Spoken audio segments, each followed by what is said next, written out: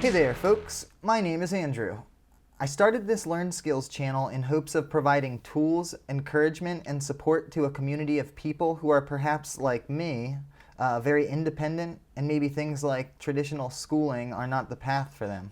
There are other options out there, and I've noticed that with all of this information at our fingertips, I've been teaching myself to do things for many years now. And by myself, I mean through learning from random people on the internet that won't ever even realize that they've helped me in my personal life. Throughout various articles that I've read, to the tons and tons of YouTube videos I consume, and then taking those pieces of knowledge and applying them to the real world. Honing my skills by practicing things day in and day out, experimenting, and then trying again. In my life, I guess you can say that I'm a filmmaker. I make a decent living doing photo and video stuff, basically. Yet I've never stepped foot into a film school.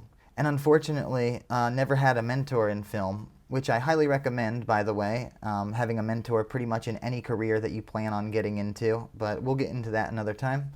I have also taught myself tons of computer skills like video editing and Photoshop to beat making, to physical skills like learning how to play various instruments, playing in bands, to electrical skills, making puppets, installing sinks, to fixing doorknobs.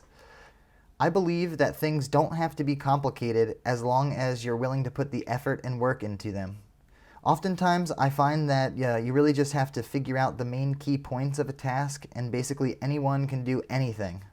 And obviously for certain professions like doctors and lawyers and things like that, there are no shortcuts for, but for many things I believe there are. And it turns out I was onto something because this person, Nat Eliason, is able to articulate these tricks and techniques into a super useful method of teaching yourself how to do things, as you'll see in this article I'd like to go over with you in just a second here. So consider this channel sort of a tribute or dedication to all of the people that have helped me in my life, whether they knew it or not. And this is me paying it forward and continuing the tradition of random strangers on the internet helping each other out. Anyway, enough blabbing, let's get into this article a little bit. I just wanted to briefly touch on this article, but I highly recommend you check it out for yourself, and I'll leave a link in the description and all that for you then. But let's check it out. So it's titled Self-Education, Teach Yourself Anything with the Sandbox Method. And I love the Sandbox Method, and we'll go over what that is. And apparently I've been kind of doing that myself for years. I just didn't, realize it until now. Nat. I'm assuming that's a woman, but I apologize if not. I am not sure. Nat Eliason, shout out to you because this article is awesome. And this person basically goes over the kind of what I was talking about with all of this information at our fingertips. They are saying, at no point in history were you more capable of teaching yourself anything than today. Picking up new skills has become as easy as firing up Google, doing some research, practicing in the right ways, and pushing yourself through the plateaus. But despite this incredible access to information, few people take advantage of this opportunity they have for self-directed learning. So that's kind of basically what I was saying too. And it goes on to say we're stuck, like there's plenty of myths and there are reasons why for years people just continue to do the same things that our parents and things taught us from before, even though it just ends up getting us stuck in the same repetitive cycle of, being unhappy or not having much money or whatever the case may be. And it really is like the only time in history where we've had things like YouTube and social media and all that stuff to be able to kind of take advantage of and, benefit from.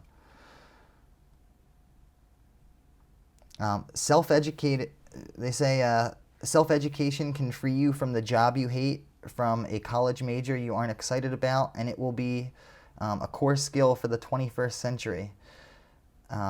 Your ability to respond to changes in the landscape of work and technology will be dictated by how skilled of a self-educator you are. How well you can take full advantage of the information available to you to grow in your skill set. I highly agree. And again, like I said, I never really stepped foot in any film school or anything like that. I sort of feel like I learned better on the job. We can sit around and talk about things in books and stuff like that all day, but I've really learned the most every time for whatever it is by just kind of doing it. You know, there's a long period of time, even when I was playing the guitar, I didn't even really know what I was doing. I would just do it, and I could play, and it didn't matter what the notes are or anything like that. You could just, you know. Anyway, stop babbling.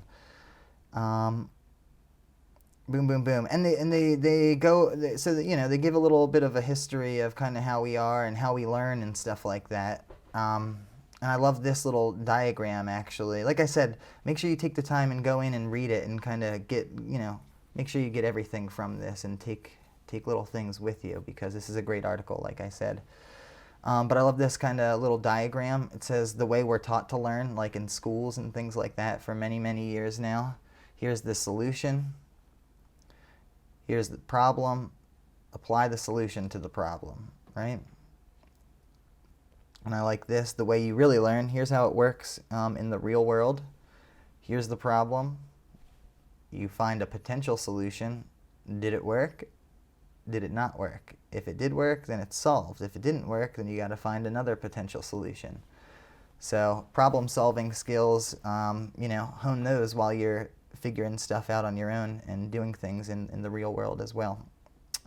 That's a great diagram. Like I said, take the time. I'll leave the link in the description, but I want you to read this because it's pretty dope. The sandbox method. I love this, and they talk about building your sandbox, and it's basically an area for you so you can freely hone your craft and try out and practice your skills and stuff like that. It's awesome. This is your sandbox. Oh yeah, let's just read it here. An area where you can freely play around with the skill you're trying to learn without having to worry too much about taking it seriously. The sandbox lets you explore, experiment, and fail without staking your entire future, savings, or reputation on it. It's an ideal environment for rapid learning. So, boom. Your sandbox should be low cost or free, so you don't delay in starting. That's one thing I hear from people all the time. I hear a bunch of people complaining about what they have or what they don't have, and all the reasons why they don't get started with stuff. And honestly, I've struggled with that as well. It took me a long time to even start my couple YouTube channels and things, because I was like, I gotta learn how to do all these things. I don't want it to suck. I don't know what I'm gonna do it about, and I'm just, you know, making myself nervous before I even put things out there. But I'm trying to break through that fear, and I'm just starting to post, and I'm learning as I go, and they're getting better, and yeah. I've also, while I'm developing more of my filmmaking skills with my YouTube channels, I sort of have my area where I work, it's set up so I can easily walk up to things. Like I have different sets that I build for different YouTube channels and things, but I make it easy for myself to be able to kind of just turn some lights on, press record, and go. You know, if you make it difficult on yourself and have your, you know, and this applies to whatever you're trying to learn, but if you have your things like packed away somehow, or they're not easily accessible, how are you gonna, you know, just put a little bit of time into that every day? You know, you're gonna get tired of pulling them out or whatever you have to do. So yeah, just make it easy on yourself. Oh, it says public, so you can put your work out too. That's another big part of it. If I for a couple of years too, I was making a bunch of stuff and I wasn't putting anything out, and nobody would ever see any of that, and it's like, what's the point? I'm getting no feedback. I don't know if it's good or bad or what I could improve on, or, you know, because it's just too nervous to put it out. So when you're forcing yourself to just get things done and put them out kind of on a daily or weekly basis, it's really helpful with as far as feedback and learning from your mistakes or from your good things as well. So yeah. Let's see. Whatever you want to learn, this sandbox must be in place before you get started. If you don't have an easy way to practice whatever you're trying to learn and do, put your work out in the world as you're going. Then you'll learn much slower. Then you'll learn much slower and have a hard time getting feedback. Yeah, exactly. So that's kind of what I was just saying too. Like I said, take the time to read this article. I'm going to try to sort of wrap it up here. They have a section about research and different kinds of ways you can go about doing that to continue expanding the borders of your sandbox. That's the metaphor. You keep learning every day. Oftentimes I've worked with people too, kind of older people. They sort of get set in their ways, like they have learned everything there is to be learned, or they know everything there is to know about it. But the fact is, technology and things are changing rapidly and every single day. So you should kind of take everything that way. Like, you need to continue learning and continue educating yourself to stay on top of things. You don't want to be left behind with anything. And I just love that the metaphor with the sandbox and expanding your borders. Continuing research throughout books, blogs, online resources. Like I said, I honestly have learned most of my skills from YouTube. It's amazing how many people just put out content and how many things you can learn on YouTube even. It's pretty insane. I really appreciate it, and shout out and thank you to everybody that has helped me. I can't possibly name you all or even remember, but it's really helped me, and my life is changing because of things that I've learned and taught myself. So thanks. There's plenty of online courses and things you can take. If like I said, if you're kind of independent, or you just can't have your time and things controlled in certain ways, there's plenty of things that you can sign up for and take advantage of, free webinars and classes and stuff like that. You can pay for things as well. Taking notes is really important. That definitely helps me remember things, and I know that's like a scientific fact we should look up. I'm pretty sure that the more you kind of repetitively take notes, and the more you'll kind of train your brain to remember things and stuff like that. So yeah. And another step 3, implement and practice. This is another thing that I feel like people always skip out on. They basically just want the awesome results of, like, say, let's just keep it with the YouTube thing. Like, they just want a really cool, sweet, awesome YouTube channel, right? They just want, 1 million subscribers and all this stuff, but they're not practicing and honing their skills. They don't want to put the effort and work in to make it good, figure out what people want to watch and see, and then work on your thumbnails and, like, get into it. Like, there's no shortcut for putting the work in and practicing and doing the effort. It doesn't matter what you do, whether you're playing sports or anything. It doesn't matter. Anyway, yeah, look, it's like playing competitive game, like casually with friends. That's practicing. Playing songs that you already know how to play. It doesn't matter. You can play it 1,000 times, and it's just that repetition. It's that muscle memory. It's that just training your brain. Like I think Mr. Michael Jordan always said, like, he would practice so much, left side and right side, and so much so that way when it comes to game time, it's like there are no surprises. He's already practiced that way. He's gonna turn around or fall or shoot 1,000 times before that. It's not anything new, it's not a surprise. So if you practice like that, you're setting yourself up for success. Anyway, I hope this is helpful for you guys. Like I said, I just kind of stumbled upon this article, and I thought it was pretty amazing that somebody sort of has a system set up like this, and this is exactly kind of what I've been doing without even knowing. I've sort of been following these general guidelines, and it's just amazing that somebody was able to articulate this. Step 4, the getting feedback, that goes with making your things public, so you can just get it out there and see what people think.